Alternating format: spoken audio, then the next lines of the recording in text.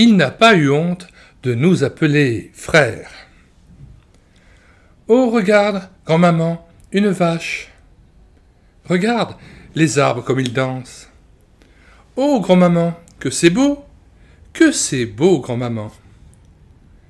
Mais, Gerda, je ne suis donc pas ta grand-maman.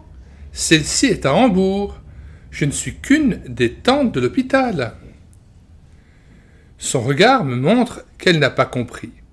Nous sommes assises dans l'autobus. Je conduis Gerda, une orpheline, chez sa grand-mère à Hambourg après un séjour prolongé à l'hôpital. La grand-mère a accepté de la prendre chez elle parce que l'enfant n'a plus ni père ni mère. Je suis contente de ne pas être obligée de l'amener dans un orphelinat. Vêtue bien pauvrement d'habits devenus trop petits, Gerda est assise sur mes genoux et reprend de plus belle son joyeux papotage. « Grand-maman, oh regarde, tout un tas d'oies. Regarde-les marcher l'une derrière l'autre, grand-maman. » Ces exclamations pleines de vivacité attirent l'attention des autres passagers. Cela m'est extrêmement pénible. Je ne me sens pas du tout dans la peau d'une grand-maman. Et je ne veux pas l'être. Si je l'étais, j'élèverais ma petite fille autrement. Cette pauvrette, et moi qui dois être sa grand-mère. Déjà, vu mon âge, c'est pour moi une affaire des plus pénibles. Mais Gerda, appelle-moi donc tante. Je ne suis pas ta grand-maman.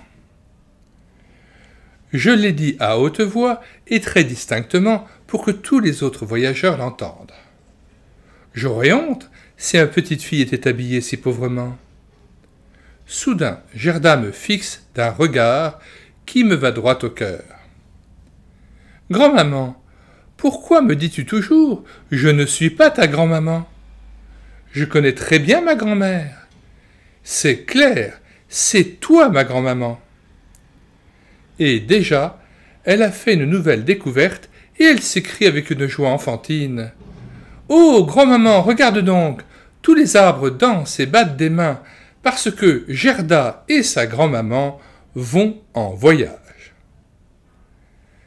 Que je le veuille ou non, il faut bien que je me fasse au rôle de grand-mère qui m'a été imposé, il y a un instant. Une dernière fois, je passe à la défensive. Je me tourne d'un regard suppliant vers les autres passagers et je leur dis en haussant les épaules. Je ne suis vraiment pas sa grand-mère. Je ne sais pas comment l'enfant a pu avoir cette idée. Partout un sourire qui en dit long. Je rencontre même quelques regards compatissants. Un monsieur d'un certain âge me dit en souriant « Vous n'avez aucune raison d'avoir honte d'une petite fille si pleine de vie. Je trouve cela amusant qu'à aucun prix vous ne vouliez être la grand-mère de la petite. Mais la ressemblance avec l'enfant vous trahit malgré tout. » Je ne sais plus quoi dire, et je rougis jusqu'aux oreilles. Gerda est toute heureuse de faire ce beau voyage en autobus. Tout à coup, elle se dresse sur mes genoux, met ses deux petits bras autour de mon cou, fait rouler mon chapeau par terre et s'écrie « Tu es la plus chère, la plus douce, la meilleure de toutes les grand-mamans. » En même temps, elle me donne un baiser après l'autre, et moi, je serre la petite contre mon cœur. Mes yeux deviennent humides. Pourquoi troubler la joie de l'enfant? N'est-ce pas un très grand bonheur d'être grand-mère, même si ce n'est que pendant 1 heure de trajet en bus?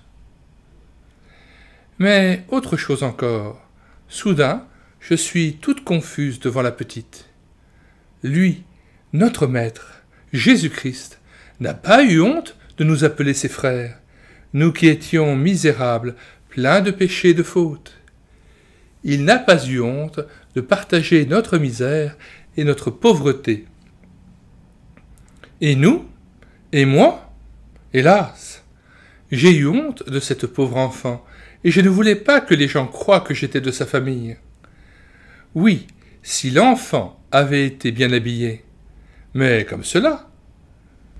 Ce que vous avez fait au plus petit d'entre mes frères, ou d'entre mes sœurs, donc aussi à cet enfant qui m'appelle grand-maman avec tant d'affection et de confiance, c'est à moi que vous l'avez fait.